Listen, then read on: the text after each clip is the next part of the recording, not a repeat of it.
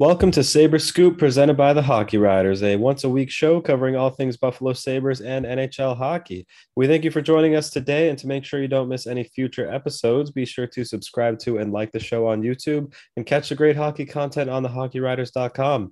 You can find us on Twitter at SabresScoopTHW and everything else at The Hockey Writer. And again, as always, make sure you head over to morningskate.io to sign up for our daily Morning Skate newsletter so you don't miss the latest and weirdest hockey news every day. All right, Jordan, we're going to get right into some Sabres content here. Here's a quick aside. This is actually something that just came out. The former Sabre, Anders Nilsson, the former goaltender, has retired at the age of 31. And some people might say that's a pretty young age to retire. And you'd be right. But the reason being, he's dealing with post-concussion symptoms and neck problems that have made it impossible for him to continue to play. So we wish him the best. He is a former Buffalo Sabre, and he's a goaltender who made his way around the league and, was definitely got into a lot of games. And I thought was a pretty good goaltender. So if you have anything to say about him. Yeah, I mean, he looked pretty good on some of those bad teams, like especially like during the tank years. I remember him being there and being a pro all the way through. I remember during this time with Vancouver as well. He looked exactly. There's a screen grab, sorry, that was going around Twitter. He looked exactly like Jacob Markstrom in one photo. It was pretty hilarious. They looked identical. But I wish him all the best. These are serious issues, and I just hope he can find some peace as he heads into his post-playing career. And with that, we're talking about another former Sabres goalie here, and this is Robin Lehner. He's been speaking out a lot lately on Twitter during the off season, but this past week he spoke out about his time playing with the organization, and he stated, "I tore everything in my foot. The stuff they did to some of the players was crazy, man. They had me on the bike 1 week after my ankle sprain. I should have just been walking after the 6 to 8 weeks." So this is referring to his injury back in 2016 when he was a Buffalo Sabre. And, I think I kind of got to pose this question to you, Brandon, here.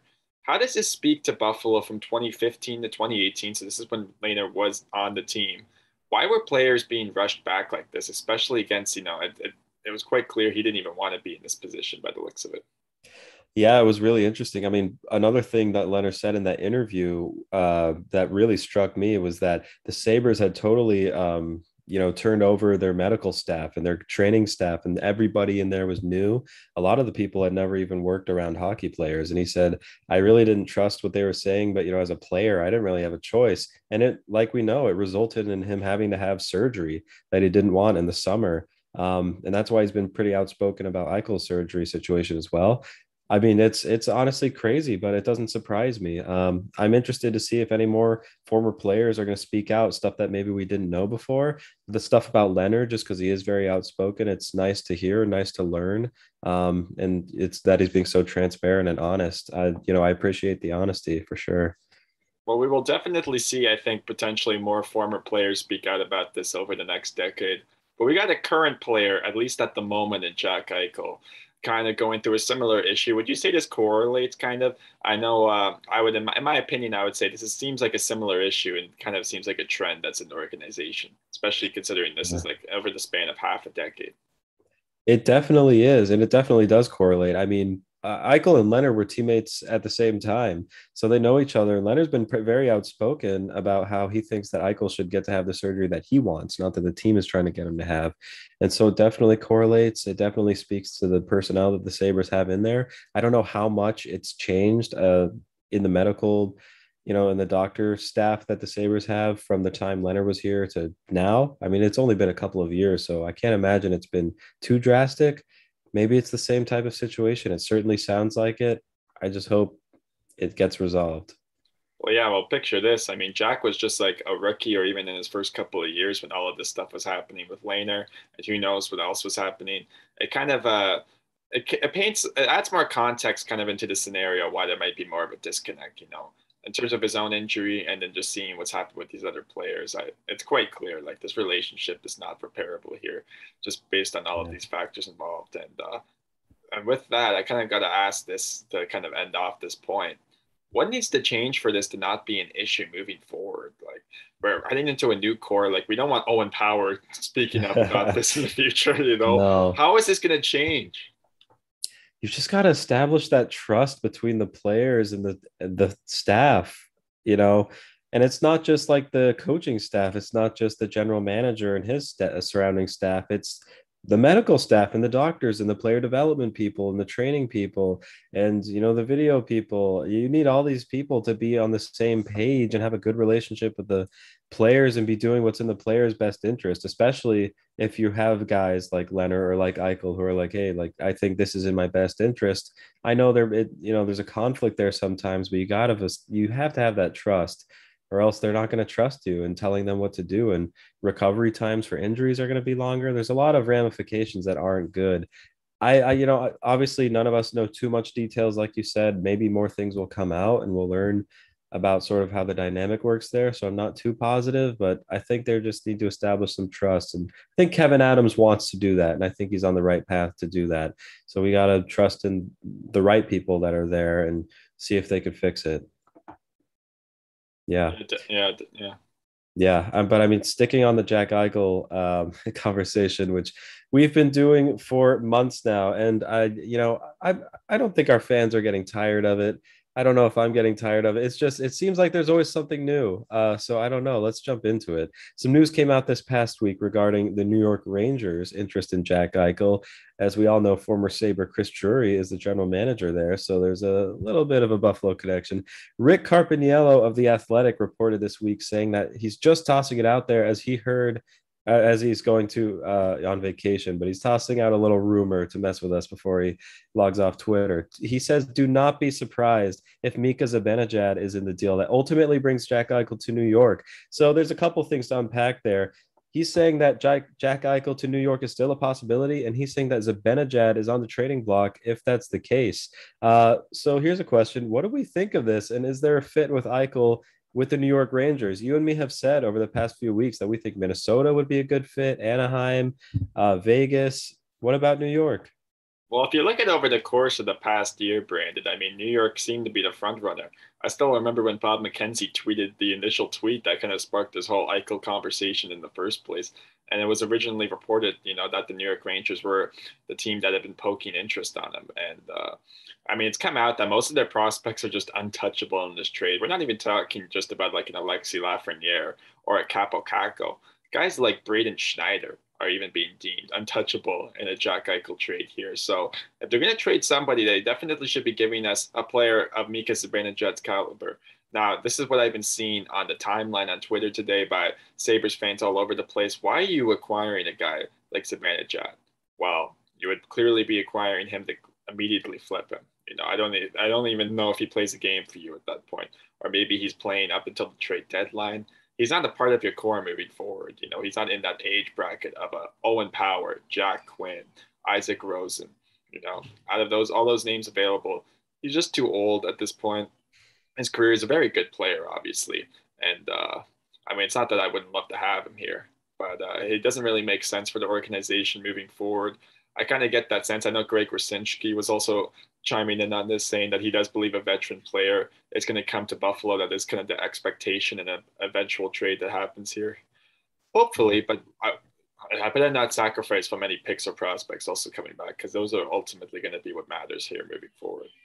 Exactly. Yeah. And it's really interesting. You brought up like flipping, a player from any potential trade to another team like Zibanejad in this situation. I mean, is a third team, realistically, could they be involved in this trade scenario? That's something we haven't even really touched on, just because with a player like Eichel, you don't even think that a third team's going to be involved, but it very well could be just because of how complicated it is. Do you really think that's going to happen?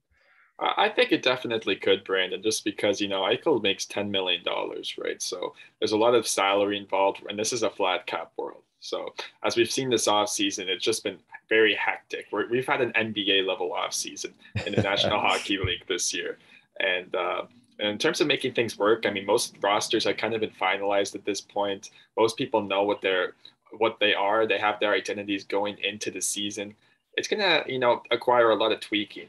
And say for a New York Rangers who just spent $3.6 million for 6 years on Barclay Goodrow and just basically traded everybody, just got Ryan Reeves as well. I mean, they would have to do a lot of changing there. And I mean, you would have to move out of Mika Zibanejad, I think, just to make the salary even work in an Eichel trade. on top of whatever picks or prospects you're willing to give up. So Yeah, I totally. think at the end of the day, you're probably going to need a third team involved here, and don't I have no idea what capacity it's going to be. Maybe it's just it could be something like I remember the Toronto Maple Leafs received like a fifth round pick in that Robin Lehner trade that sent it to Vegas, or it could be even in a bigger capacity. Who knows? It could be a trade that maybe is unprecedented in the NHL. Yeah, totally. And the rumor mill doesn't end there. I mean, Larry Brooks responded to the previous report saying that Chris Drury has been telling agents that the Rangers were never really seriously interested in Eichel. So there's two combating stories here. I don't know who to believe, but like I said, we can't count them out at this point. We really can. So what percentage odds at the end of the day would we give for Eichel landing in New York and becoming a Ranger? I'm putting it at 20%. That's my guess. That's fair. I'll go I'll go 25% just because I Ooh. think there's probably four likely landing destinations. I'll give them an equal chance just to have fun. Yeah, it's definitely fun there. I mean, I think there's other teams. He's more like I still believe Minnesota's probably going to end up being the front runner. I we're going to touch upon why, especially if they get that big player of theirs, their superstar signed.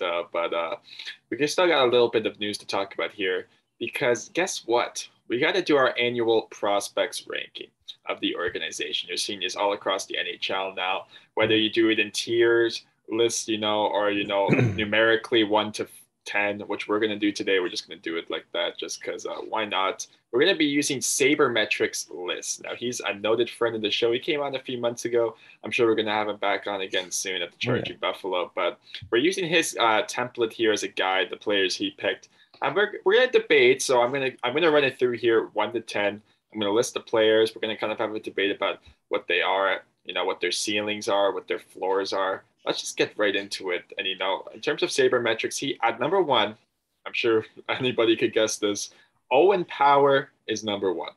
Just a recent first overall pick in 2021, a 6'6" defenseman who's a dynamic skater, doesn't make many mistakes at all.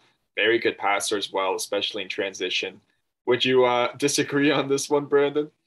No, I'd say he's definitely the consensus undisputed number one pick. I mean, it was whoever they were going to pick this season was going to be that person. But I do like some of the names that are directly under Owen Power, but I would put Owen Power as number one. I think that's where he belongs, and until he comes in the Sabres lineup, he's their number one prospect.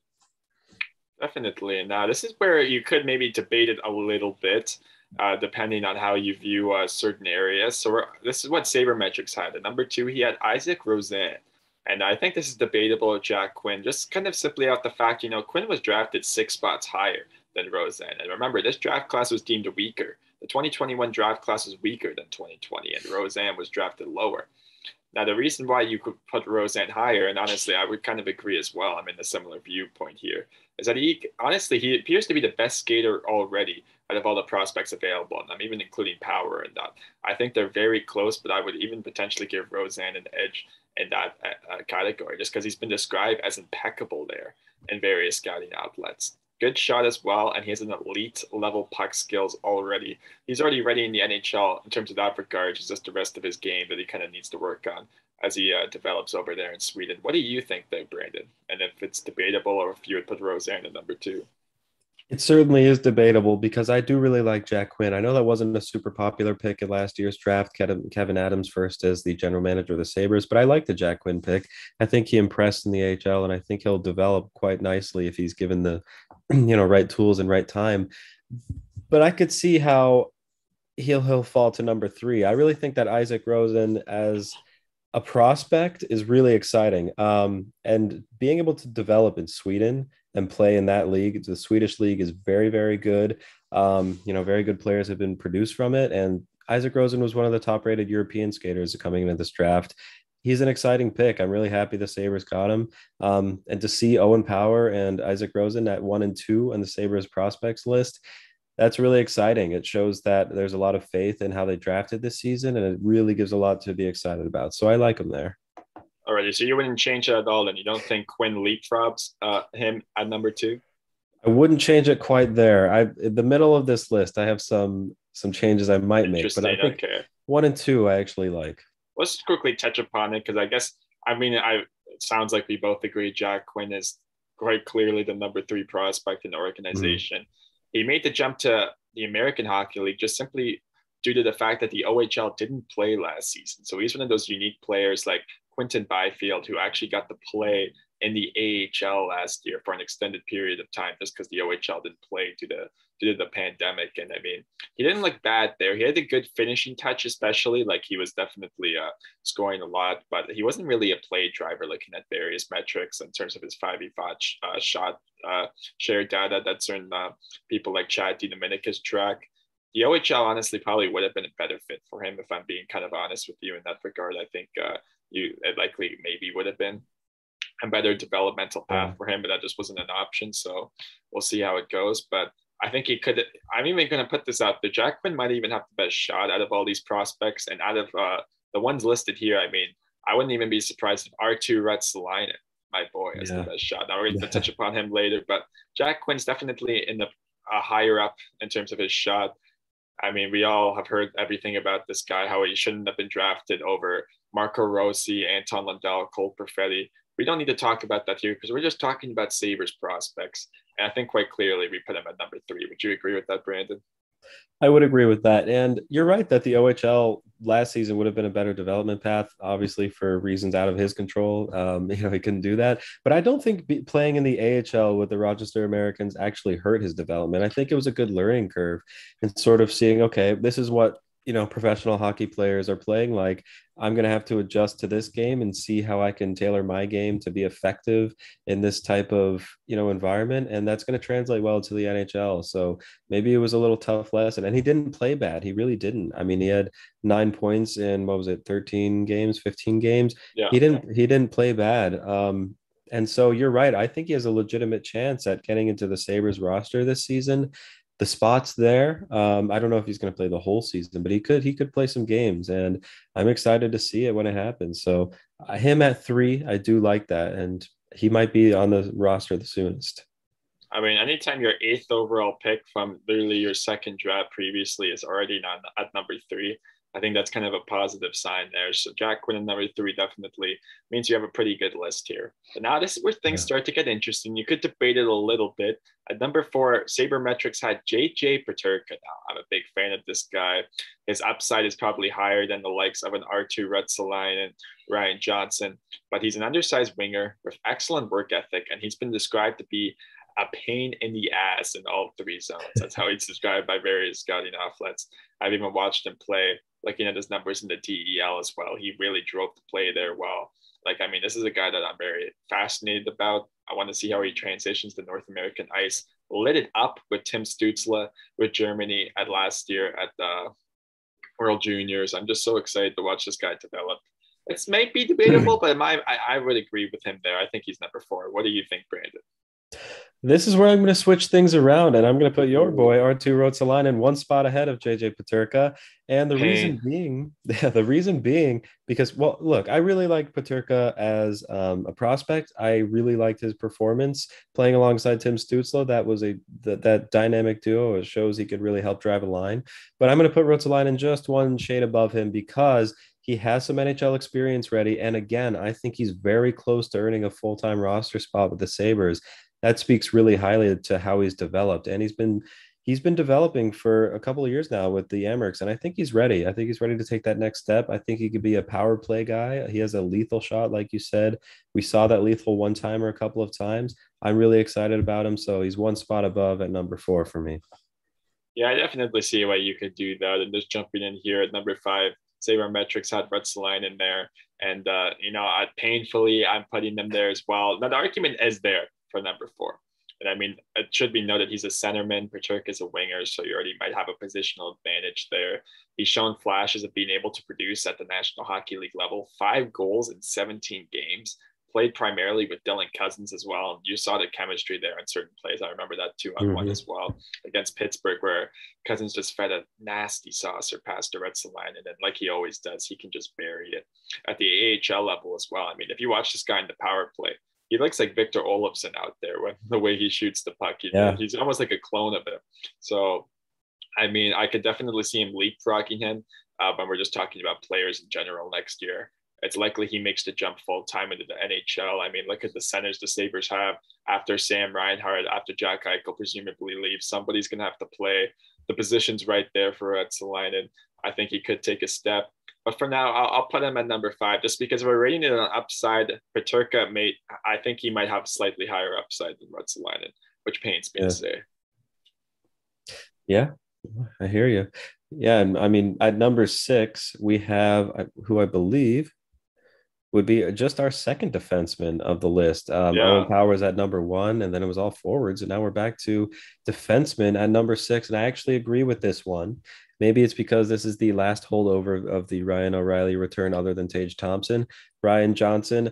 Sabermetrics says, don't think anyone stands in his way. Very skilled skater, combined with good hockey sense in all 3 zones. Upside isn't that high, but he is a very safe bet to be a number 4 to 5, most likely one day. I would agree with that assessment. I think he's played well with the Emirates in the AHL. I think he's a good prospect. I mean, this was the Sabres. He was a number 31 overall pick, so that's a relatively high pick. The Sabres obviously saw a lot in this player to be able to pick him there. And I think he's going to pan out quite nicely. I'd keep him at number 6. I mean, you're talking about a first round pick here back in 2019. That was just over 2.5 years ago, not even at this point. I mean, like you said, I think he has the potential to be maybe a number 4, maybe a really solid third pairing guy, which is pretty decent at number 6 there. I mean, there's really not too much mistakes he makes. He makes good decisions in all 3 zones, very good defensively in my eyes. I think you're going to see him make the jump relatively soon. And I mean, yeah, this is in my mind, a safe bet to be an NHL player here. I don't think there's really much of a chance that he doesn't really make it there. Yeah. And with that, yeah, we can talk about now a player that was just drafted again.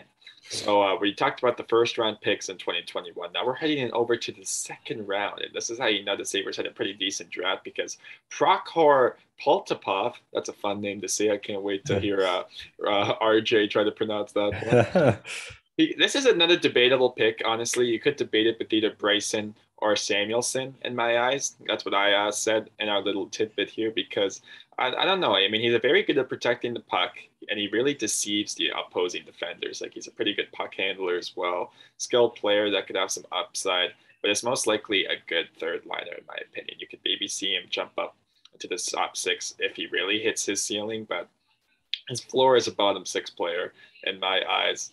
I'm just curious to see how he develops. I think, Jacob Bryson is a player that's can kind of be dynamic in transition.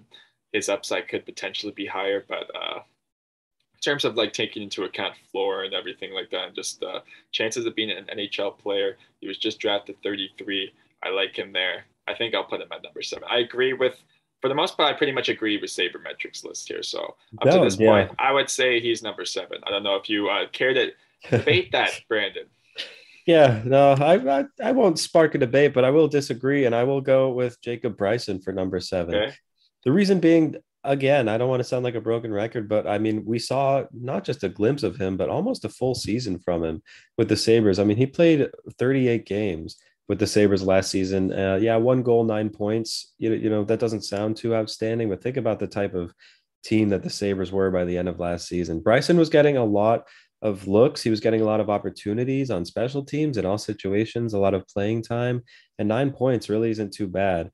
The only thing I would say about him is that not his off ice maturity, but sort of his on ice maturity showed. And by that I mean, like, he was getting beat a lot but just by faster, more seasoned players from other teams who are just more skilled. That's a learning curve, and he's going to learn. He's going to get bigger and stronger. Look what Casey Middlestat did, how he became competitive by just strengthening himself and learning different skills. So I put Jacob Bryson at number 7, also because I think he could be a Sabre this season for the whole season.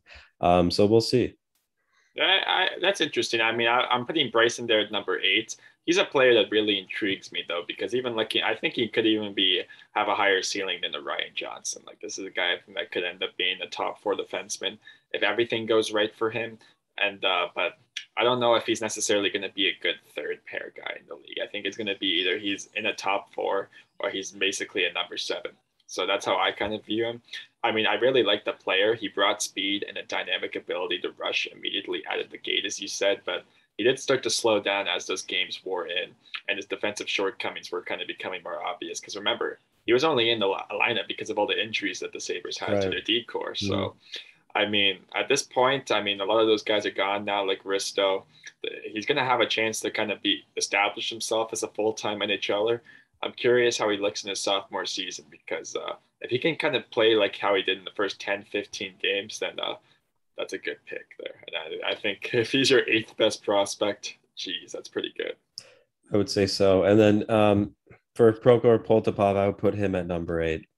And you were just talking about all the defensemen who are going to have a chance to make an impression on the Sabres this season because of guys like Risto and McCabe and others leaving. Matthias Samuelsson, he's number 9 on Sabermetrics' list. What do you think of him? Do you agree with him being at number 9? He's another guy who made his NHL debut last season and he got a look. I don't think he starts the season with the Sabres, but he could make his way there. I don't think he starts there, but I mean, he played pretty good with the Amerks, in my opinion, and that's ultimately what earned him some NHL time.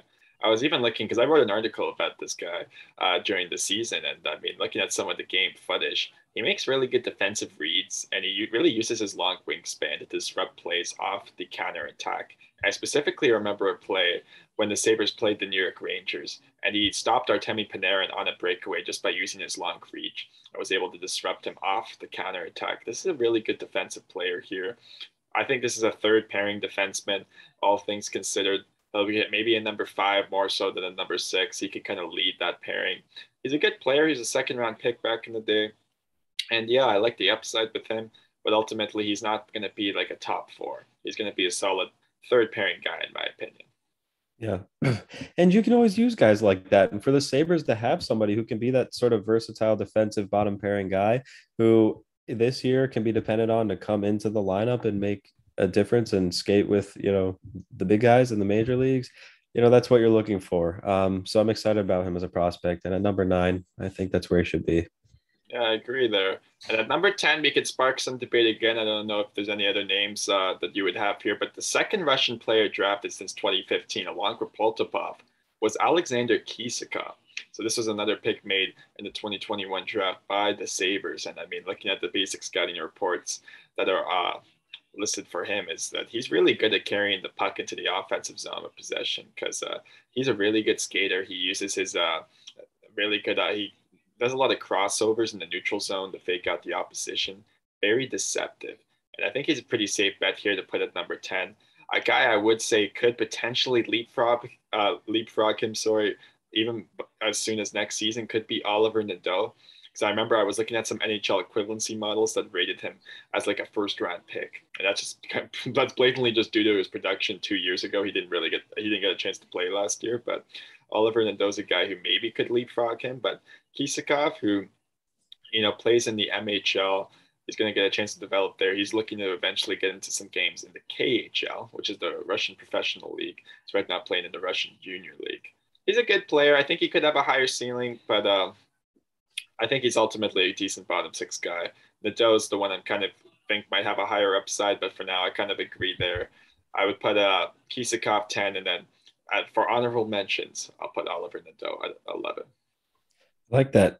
I like honorable mentions, but I'm gonna slip an honorable mention into at number 10. Ooh. Maybe a guy that actually didn't register that wasn't on this list. I'm putting Ukko-Pekka Luukkonen as a Ooh. prospect just because I think one goalie belongs on this list and because I don't think it's time to give up on him yet. He's very young still. He didn't have a very impressive campaign with the in Rochester last season. He didn't really look great with the Sabres when he made his way in there.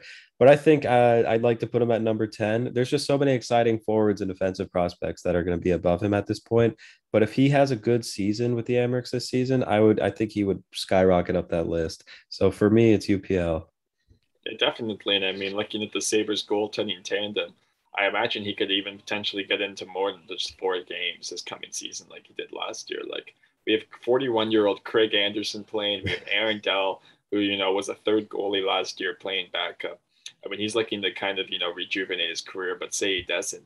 There's all the chance in the world for UPL. If he wants to steal a spot, he could establish himself as an NHL regular, and I agree there. He could be graduating this list, and he could be, kind of I would say one of the better prospects in the organization at that point. He would be in the top 10. Yeah, I agree. Definitely. So that's our list 1 to 10. We'll do this again next year, hopefully. We definitely will, I would say. It's going to be Yeah. exciting just to watch these guys develop because it's looking better and it's hopefully going to continue to get better as the Sabres head into this next rebuild. And with that, we can head into we're just resetting here. You're watching Sabres Scoop presented by the Hockey Writers. Make sure to subscribe to and like the show on YouTube and catch the great hockey content on thehockeywriters.com and on our Twitter feed at Sabres Scoop THW. We're heading into our general NHL news, and guess what? Former Sabre Sam Reinhart is signing with his new team that he was traded to. Kick it away, Brandon. Yeah, Sam Reinhart. Is this a happy day? Is this a sad day? I don't know. I I feel a don't little know. sad having lost this player. I mean, you and I me were am. really rooting for him to stay. Reinhart inked a new deal with the Florida Panthers, signing 3 years, 19.5 million, a 6.5 million AAV. I think we definitely said that was the ballpark of what he was going to get. I would have liked if he got closer to 7. 6.5 isn't bad for him though. And basically, this means that the Sabres are going to be seeing Reinhart in the Atlantic Division for at least the next 3 seasons. So, what do we think about this deal for the Panthers and for Reinhart? And what about from a Sabres perspective? How should fans feel? That's going to be interesting. I like the contract generally. I mean, maybe if you're the Panthers, you would have liked to get him for maybe 4 or 5 years. But I mean, right, you're already going to have to pay him in this range anyways because his qualifying offer was $6 million. So they're only really paying him 500 grand more than they were going to have to over the course of 1 or 2 years. So they were able to make this work. And in terms of seeing him, well, I think he's going to look pretty great if he's playing with Alexander Barkov potentially, which I know Colby Guy, the Florida Panthers contributor, hosts a big cat banter as well. We were on that show last week, by the way, if you want to check that out. He's really happy to have Reinhart on the team, and why wouldn't you? I mean, this Yeah. guy's one of the best two-way forwards in the league.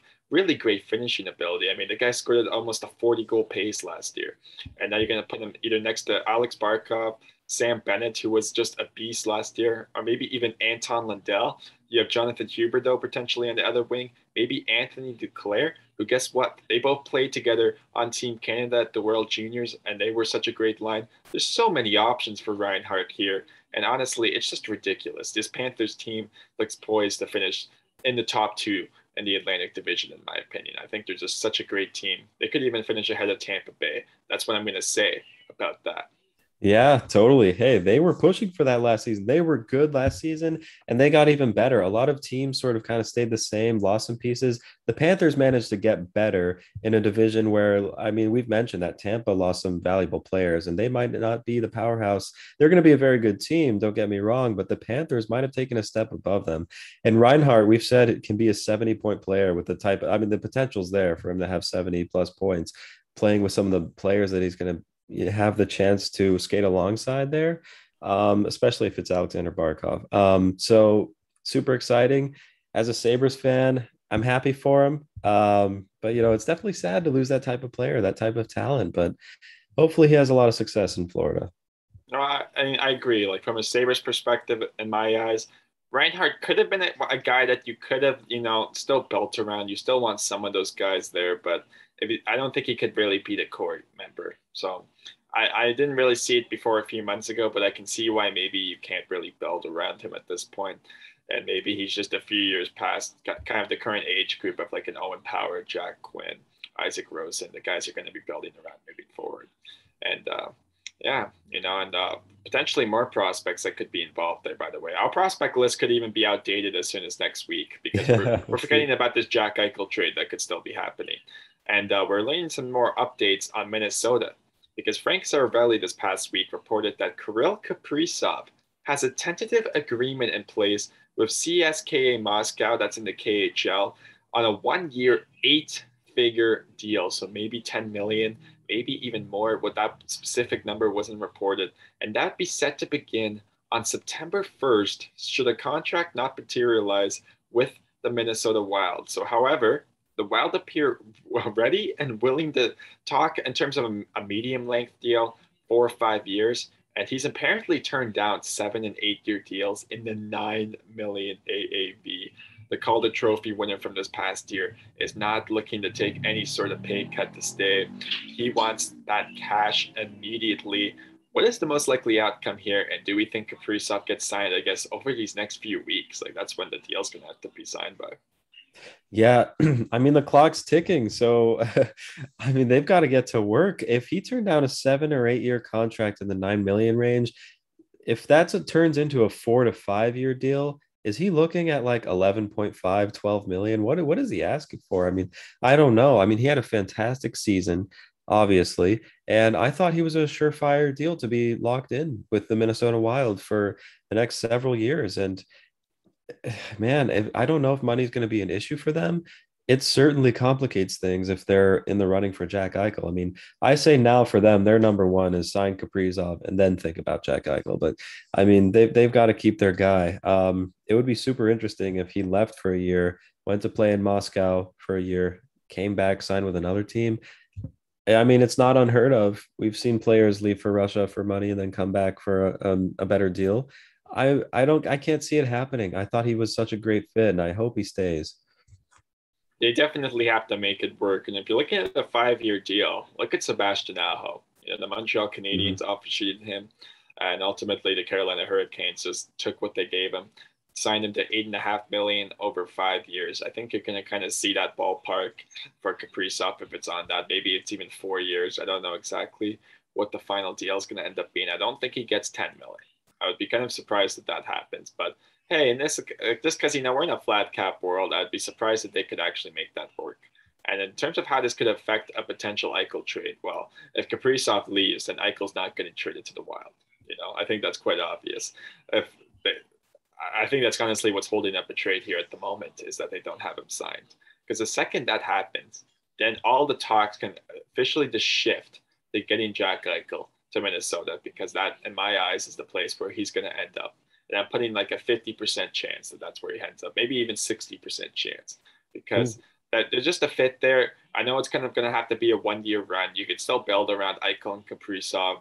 I know the rest of your why maybe a guy like Kevin Fiala is going to have to leave. He could even be in this Eichel trade. Who even knows? I could see him being sent back to the Sabres, and then potentially they flip him at next year's trade deadline. So many options here. But yeah, I predict Kaprizov stays, and then ultimately that will still lead to Eichel going to Minnesota. Yeah, yeah, I think that's a very likely destination for him. And like we've talked about, their window could potentially be 1 year. So if they do land Eichel and they make a run for it, they're going to be an exciting team to watch. Speaking of exciting things to watch, let's move into a bit of a culture thing here. Amazon Prime has announced that the Leafs, Toronto Maple Leafs All or Nothing documentary is coming out October 1st. I like these documentaries. I always love when you get to look behind the scenes at teams. You get to look behind the scenes at what the players are like, what the locker rooms are like. A bunch of teams have done this. There's been really good ones. This one's about the Leafs. They're a pretty intriguing team right now. I mean, the players, the personnel that they have there. What do we think about this? I know you're probably looking forward to this. Yeah, man, I'm sure you can see from the posters behind me if the anybody's listening to this. I got Toronto Maple Leafs gear all decked out in my bedroom. I'm a diehard Leafs fan, you know, since the old days of Tyler Bozak being the first line center. Uh, you know, if you're talking about all or nothing, this was a nothing season for Toronto. You know, we've already seen all the memes. They've released a just over a minute teaser trailer for it, and you're even seeing behind the scenes of like Kyle Dubas saying that his patience is running thin. I'm hoping we get some more scenes like that. You know, that's obviously gonna be interesting. In that teaser though, we didn't really see much of Austin Matthews or John Tavares, Mitch Marner. We're seeing guys like Jake Muzzin, Justin Hall, Zach Bogosian, who's not even on the team anymore. So I'm curious how this is going to be like. You know, I'm glad they're getting this out before next season starts because I don't think any Leafs fan has an appetite to watch something from last season where they historically blew that series lead to Montreal.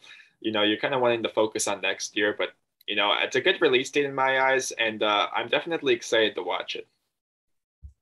Yeah, and October 1st, I mean, that's right before the season, so it'll certainly get a lot of people interested, I think. And like I said, I love this type of stuff. I love seeing behind the scenes. I'm going to be interested when it comes out. Yeah, definitely. You know, and I think with that, we can wrap up the show. So we thank you for joining us, and this has been Sabres Scoop, presented by the Hockey Writers. Make sure to subscribe to the show on YouTube and follow us on Twitter again at Sabres Scoop THW. As well, make sure you head over to morningskate.io to to sign up for our daily morning skate newsletter so you don't miss out on that latest and weirdest hockey news that comes out every day. Don't miss out on all the great hockey content as well on thehockeywriters.com. For Brandon, this is Jordan, and this has been Sabres Scoop. Until next time.